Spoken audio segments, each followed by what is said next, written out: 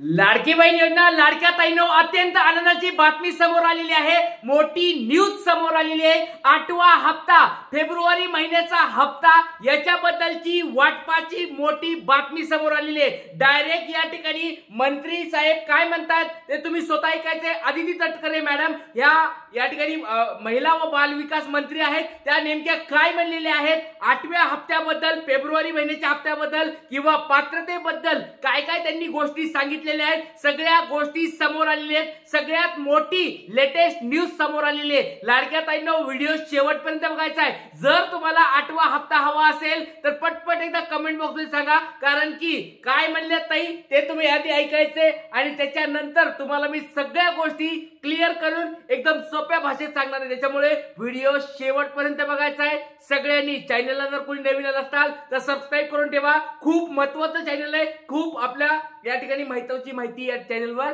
दिली जाते। त्याच्यामुळे सर्वांनी व्हिडिओ शेवटपर्यंत बघायचा आहे। बघा टीव्ही 9 मराठीचा हा व्हिडिओ तुमच्या समोर आहे। 20 फेब्रुवारी 2025 तारीख देखील तुमच्या समोर दिसत आहे। आता व्हिडिओ चालू करून तुम्हाला मी दाखवत आहे, शेवटपर्यंत व्हिडिओ बघायचा आहे। चला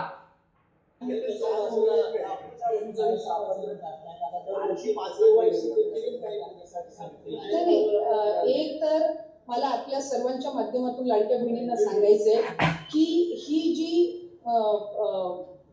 शासन निर्णय जो आम्ही लाडक्या बहिणीचा निर्गमित केला याच्यामध्ये आम्ही कुठलाही बदल केलेला नाहीये। ही मला सर्व आपल्या माध्यमातून लाडक्या बहिणींना सांगायचंय की कुठलेही निकष आम्ही बदल केलेले नाहीयेत। 2.5 लाखाचं उत्पन्न त्याच्यापेक्षा कमी असणं लाभार्थी असण्यासाठी हे आम्ही त्या ठिकाणी निश्चित आधीच केलेलं होतं। दुचाकी वाहन असावं, 4 चाकी वाहन नसावं हे आम्ही त्या ठिकाणी निश्चित हे केलेलं होतं। ते राज्यातल्या रहिवासी असाव्या, सरकारी नोकरदार नसाव्या, हे जे सगळे निकष आहेत हे पहिल्या शासन निर्णयामध्ये निर्गमित केलेले आहेत। त्याच्यामध्ये कुठलाही बदल आम्ही केलेला नाहीये। आम्ही ज्या वेळेला पहिलं बघितलं ताईंनो, तुम्ही सगळ्यांनी एक गोष्ट ऐकली आहे का? डायरेक्ट आता तुम्हाला कन्फर्मेशन भेटलेलं आहे। ह्या गोष्टी मी तुम्हाला वारंवार सांगत आहे, नेहमी सांगत आहे। जर फेक न्यूज कुठं सांगत असेल कोणी की 2 चाकी तुमच्याकडे वाहन असेल तर तुमची लाडकी बहीण योजना बंद होणार आहे, तर बिलकुल विश्वास ठेवू नका। डायरेक्ट GR मध्ये पण सांगितले आणि मुख्यमंत्री साहेब आणि त्यानंतर या ठिकाणी आपण बघितलं असेल आदिती तटकरे मॅडम मंत्री आहेत, त्यांनी देखील सांगितलेलं आहे की दुचाकी वाहन तुमच्याकडे असेल काळजी करू नका, 100% तुमची लाडकी बहीण योजना चालू राहणार आहे। पण 4 चाकी वाहनासाठी त्यांनी या ठिकाणी निर्बंध लादलेले आहेत। या ठिकाणी GR मध्ये पण होतं 4 चाकी वाहन तुमच्याकडे असेल तर तुम्हाला पैसे भेटणार नाहीत, लाडकी बहीण या ठिकाणी तुमची बंद होणार आहे। त्याच्यानंतर जर ट्रॅक्टर तुमच्याकडे असेल, ट्रॅक्टर चालतंय याच्याबद्दल काही या ठिकाणी प्रॉब्लेम नाहीये, पण ट्रॅक्टर सोडून जर दुसरं काही 4 चाकी वाहन असेल तर त्या ठिकाणी सगळे तपासण्या चालू आहेत, त्याच्याबद्दल त्यांनी सांगितलंय। त्याच्यानंतर 2.5 लाखाचं उत्पन्न हे पण सांगितलंय। 2.5 लाखाच्या उत्पन्नाचे जर कोणी पुढे जात असेल तर त्यांची पण लाडकी बहीण योजना बंद होणार आहे। तर ही देखील त्यांची GR मधीलच नियम आहे, GR मधलीच अट आहे, त्याच्यामध्ये काही त्यांनी बदल केलेला नाही। जर कोणी जर तुम्हाला फेक न्यूज सांगत असेल की बाबा तुम्हाला आता नवीन काही नियम लागलेत, नवीन असं होईल, नवीन तसं होईल, टेन्शन घेऊ नका। मी देखील तुम्हाला ह्याच गोष्टी सांगत आहे, कारण की बघा लाडक्या ताईंनो, हे जे आपलं YouTube चॅनल आहे ते तुमचं चॅनल आहे आणि तुमच्यासाठी बघा एकदम खऱ्या बातम्या या चॅनलवर सांगितल्या जातात। जर कोणी चॅनलवर नवीन आला असाल तर सबस्क्राइब करून ठेवा। लाडक्या बहिणीचं सगळ्यात मोठं चॅनल आपलं हे YouTubeचं चॅनल, त्याच्यामुळे सर्वांनी सबस्क्राइब करून ठेवायचं आहे। चला पुढे काय ताई म्हणल्यात आपण सगळ्या गोष्टी बघूया। मोठा व्हिडिओ आहे, त्या ठिकाणी सगळ्या गोष्टी आपण समजून घेऊया। चला ऑगस्ट महिन्यामध्ये ज्यावेळेला स्क्रुटिनी चालू केली त्यावेळेला 70-75 हजार अर्ज असे होते की जे पात्र होत नव्हते, जे त्यावेळेला ड्रॉप करण्यात आले होते। सप्टेंबर मध्ये स्क्रुटिनी केली त्यावेळेला 1 लाखापेक्षा अधिक असे अर्ज होते की जे पात्र होत नव्हते। त्याच्यानंतर ऑक्टोबर महिन्यामध्ये सुद्धा त्या पद्धतीने होतं। त्यामुळे अशा पद्धतीचं लाभार्थ्यांची संख्या कमी जास्त होणं हे काही अचानक केलेलं आहे अशातला काही भाग नाही। आणि निकषांमध्ये काही तक्रारी ज्या ऑक्टोबर, नोव्हेंबर, डिसेंबर महिन्यामध्ये ज्या प्राप्त झालेल्या आहेत, जे एका ह्याच्यावरून 2-2, 3-3 वेळा लाभ घेत आहेत अकाउंट्समधनं, किंवा ज्यांच्या 4 चाकी वाहनं आहेत पण तरी सुद्धा ते अशा जे काही कंप्लेंट बेस्ड आहेत त्या संदर्भात ती चौकशी करून त्यांचा आधीचा कुठलाही लाभ आम्ही त्यांच्या अकाउंटमधून परत घेतलेला नाही। अशा पद्धतीचा कुठला निर्णय झालेला नाही। फक्त क्रॉस व्हेरिफिकेशन मध्ये जे पात्र ठरत नाहीयेत त्यांना त्या महिन्यापासूनचा लाभ हा बंद करण्याच्या दृष्टिकोनातून आम्ही त्या ठिकाणी ही पावलं उचललेली आहेत. लाडक्या ताईंनो, त्यांनी आता एक गोष्ट अजून एक सांगितले, जर तुम्ही क्रॉस व्हेरिफिकेशन मध्ये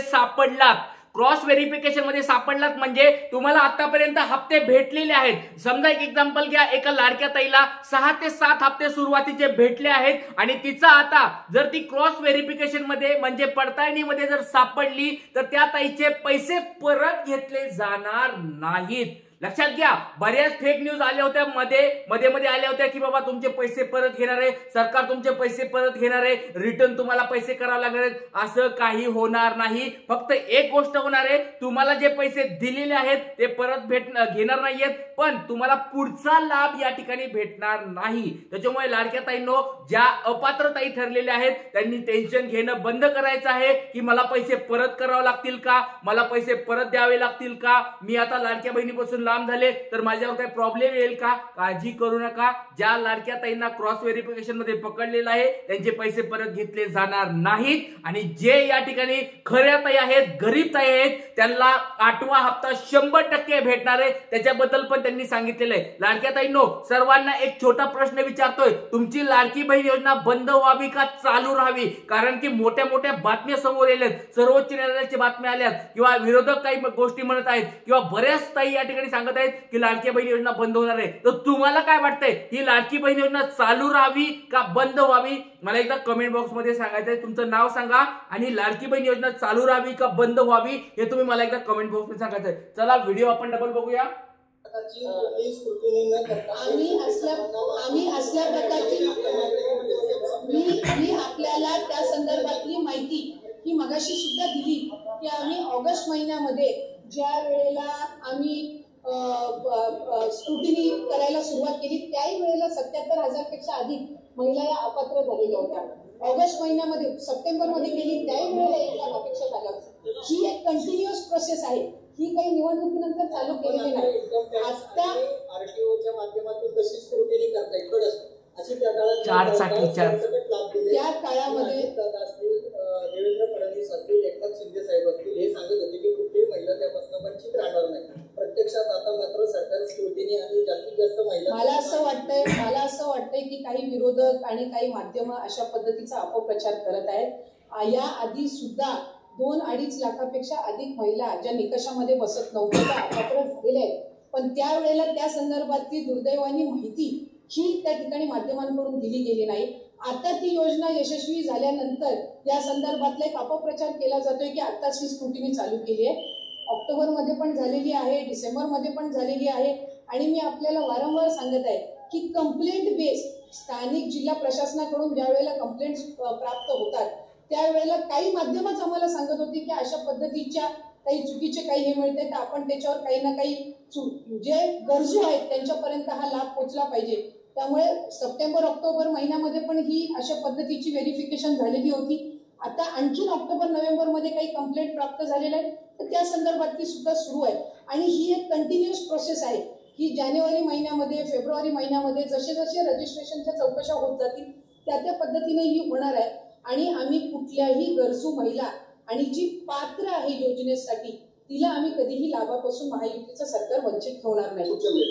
मला असं वाटतंय की बघा, लाडक्या ताईंनो त्यांनी स्पष्ट शब्द सांगितले की जी ताई पात्र आहे तिला आम्ही वंचित ठेवणार नाही, त्याला लाभ भेटणार आहे. मोठा व्हिडिओ आहे, अजून जवळजवळ 8-10 मिनिटाचा हा मोठा व्हिडिओ आहे. त्याच्यामध्ये त्यांनी स्पष्ट तुम्हाला एक सोप्या भाषेत सांगतोय की लाडक्या ताईंनो तुम्हाला हप्ता भेटणार म्हणजे भेटणार, काळजी करू नका. आणि ज्या ताईंना अजून हप्ता भेटला नव्हता, ज्यांचे अप्रुव्हल आलेले आहेत त्यांना देखील या फेब्रुवारी महिन्याचा हप्ता भेटणार आहे. या ठिकाणी त्यांनी ताईंनी पुढे सांगितलेलं आहे की पुढील 2 ते 3 दिवसामध्ये, बरेच सांगतोय फेब्रुवारी महिन्याचा हप्ता 8वा हप्ता पुढे तुम्हाला या 2 ते 3 दिवसामध्ये भेटणार आहे अशा स्वरूपात त्यांनी वक्तव्य केलं. आणि त्याचबरोबर अजितदादा पवार यांनी पण मागे एक 7-8 दिवसापूर्वी सांगितलं होतं, 6-7 दिवसापूर्वी सांगितलं होतं की पुढील 8 दिवसामध्ये हप्ता भेटणार आहे. म्हणजे बघा, दोघांचं पण एकच आहे की पुढील 2 ते 3 दिवसामध्ये तुमचा हप्ता अकाउंटला यायला सुरुवात होणार आहे. आणि मी पण तुम्हाला हेच सांगितलं होतं, या ठिकाणी 22-23 तारखेच्या पुढे तुम्हाला हप्ता येणार आहे.